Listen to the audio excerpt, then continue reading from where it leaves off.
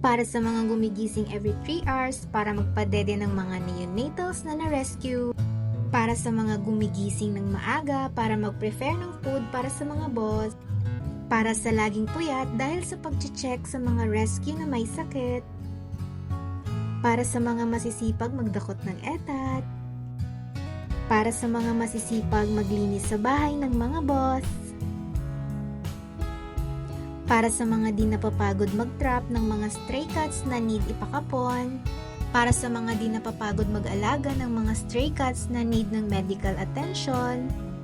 Para sa mga di napapagod mag-work, para sa mga boss. Happy Mother's Day po sa inyong lahat!